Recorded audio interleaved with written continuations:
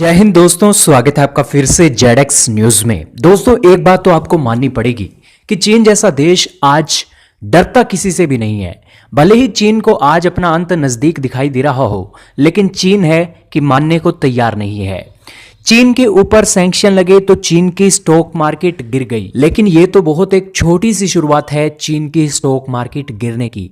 चीन का तो पूरा को पूरा व्यापार अब प्रभावित होने जा रहा है, क्योंकि जो बिडेन से लेकर यूरोपियन कंट्रीज आज चीन के खिलाफ बड़े एक्शन की तैयारी में है। आखिरकार ये एक्शन क्यों ले रही हैं? सबसे बड़ा कारण तो आज ये है कि चीन अपनी हेकड़ी और अकड़ आज भी दिखा रहा है। चीन आज क्या कर रहा है? चीन ने आज एक और सैंक्शन लगा दिया है।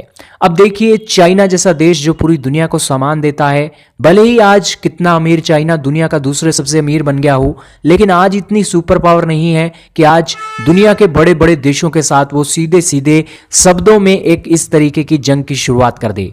सैंक्शन लगाना एक बहुत बड़ी बात है।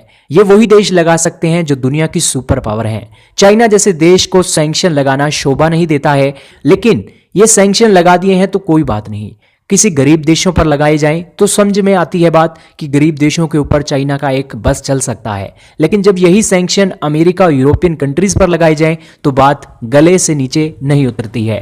यही कारण है कि चाइना ने आज यूके के 13 लोगों के ऊपर सैंक्शन लगा दिए हैं, और इस सैंक्शन में यह कहा गया है कि ये 13 लोग अगर चाइना के अंदर आएंगे तो इन लोगों को गिरफ्तार कर लिया जाएगा और इनकी जो प्रॉपर्टी चाइना के अंदर है उनको भी जब्त कर लिया जाएगा।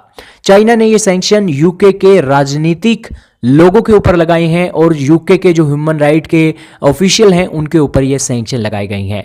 13 लोगों के खिलाफ ये लगाए गए सैंक्शन चाइना के एग्रेशन को दिखा रहे हैं यूके की तरफ। लेकिन चाइना के इस एक्शन से क्या यूके का जो एक स्वभाव है और जो एक स्टैंड है चाइना के ऊपर, क्या वो बदल जाएगा? इसका जवाब है नहीं, बल्कि ये तो आग में घी डालने का काम अब हो रहा है।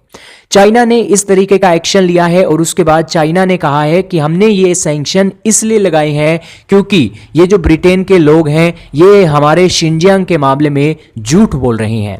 अब बताइए, कोई देश किसी देश के बारे में झूठ बोल रहा है तो क्या आप उसके ऊपर सैंक्शन लगा देंगे? तो दोस्तों, ये बातें अब देखने को मिल रही हैं। हालांकि शिनजियांग के मामले में चाइना ने यह भी क्लैरिटी दी है कि आज शिनजियांग के अंदर जो कपास है, कपास का मुद्दा बनाया जा रहा है दुनिया के देशों के द्वारा कि कपास को चुगने के लिए जो शिनजियांग के 10 लाख वर्कर हैं, जो 10 लाख मुस्लिम आबादी या डिटेंशन कैंप में बंद है, उन्हें मजबूरन कपास चुगने के लिए भेजा जाता है। तो इसकी क्लैरिटी के लिए उन्होंने कहा कि आज 40% जो कपास की चुगाई है शिनजियांग के अंदर जो मशीनें हैं, मशीनों के जरिए होती है। और इन सभी बातों के बीच अगर आप आरोप लगाते हैं शिनजियांग में ह्यूमन राइट के वायलेशन है, तो ये किसी भी स्तर पर जायज नहीं है। लेकिन दोस्तों, चाइना यहां पर डबल गेम क्या खेल रहा है?